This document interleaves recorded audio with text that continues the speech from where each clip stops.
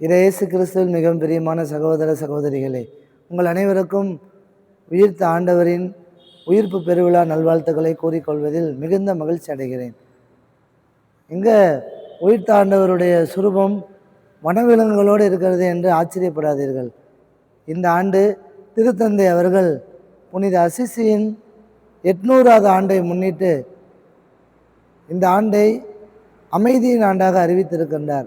கடவுள் 5ஆம் நாள் வன விலங்குகளையும் நிலத்தில் ஊர்வன எல்லாவற்றையும் படைத்தார். படைத்த பின் எல்லாம் நல்லது என கண்டார். பாருங்கள், இங்கே மான் இருக்கிறது, இயற்கை படைப்புகள் இருக்கிறது, வன விலங்குகள் இருக்கிறது. திருப்பாடல் 42:1 வாசிக்கிறோம், கலைமான் நீரோடைகளுக்காக ஏங்கி தவிப்பது போல என் நெஞ்சம் உமக்காக ஏங்கி தவிக்கிறது என்று திருப்பாடல் ஆசிரியர் கூறுகிறார். இதோ இந்த வன விலங்குகளோடு உயிர்களோடு ஆண்டவர் இயேசுவை நாம் ஆராதிக்க முயற்சி எடுப்போம். இந்த ஆண்டு அசிசியின் ஆண்டு.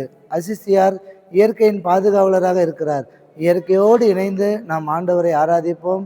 இந்த இயற்கை பொருட்கள் எல்லாம் ஆண்டவரை கண்டு கொண்டன, ஆண்டவரை வணங்குகின்றன, ஆண்டவரை ஆராதிக்கின்றன. நாம் எப்பொழுது ஆண்டவரை காணப்போகிறோம்? இந்த ஆண்டு அசிசியின் ஆண்டாக திருத்தந்தை லியோ அவர்கள் அறிவித்திருக்கின்றார். அசிசியார் 3 வகையான செயல்களை செய்திருக்கின்றார்.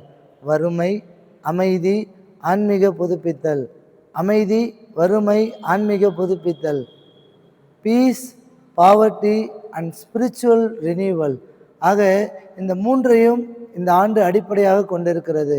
அமைதியோடு நாம் வாழ வேண்டும், வறுமையில் வாடுவோருக்கு நாம் உதவி செய்ய வேண்டும், நம்மையே நாம் புதுப்பித்து கொள்ள வேண்டும் என்ற கருத்தோடு இந்த ஆண்டிலே இயற்கையின் பாதுகாவலராக விளங்கும் அசிசியாரை நாம் கொண்டாட இருக்கின்றோம்.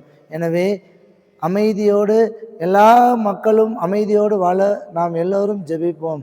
அதே போல் வறுமையில் வாடுகின்ற ஒவ்வொருவருக்கும் இறங்கி சென்று நாம் உதவி செய்வோம், நம்மையே நாம் புதுப்பித்து கொள்வோம்.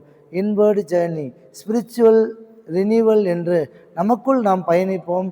ஆண்டவரை நாம் கண்டுகொள்ள இதோ இந்த ஆண்டு நமக்கு அழைப்பு விடுக்கின்றது. வாருங்கள், இயற்கையோடு ஆண்டவரை ஆராதிப்போம். எனவே பிரான்சிஸ் அசிசியார் இயற்கையின் பாதுகாவலராக இருக்கின்றார். எனவே இயற்கையெல்லாம், இயற்கை படைப்புகள் அனைத்தும் இறைவனை பார்க்கின்றன. நாமும் இறைவனை காண்போம், அவரில் உயிர்த்தெழுவோம் என்ற நம்பிக்கையோடு இந்த பள்ளிப்பாளையம் புனித அந்தோணியார் அருள் தலத்திலே இப்படிப்பட்ட உயிர்த்த ஆண்டவருடைய காட்சி இங்கே வைக்கப்பட்டு இருக்கின்றது. எனவே அனைவரும் இயற்கையோடு இறைவனை காண வாருங்கள். இறைவனை நாம் ஆராதிப்போம், அவரை வழிபடுவோம். அனைவருக்கும் மீண்டும் ஒரு முறை உயிர்ப்பு ஆண்டவரின் பெருவிழா நல்வாழ்த்துக்கள்.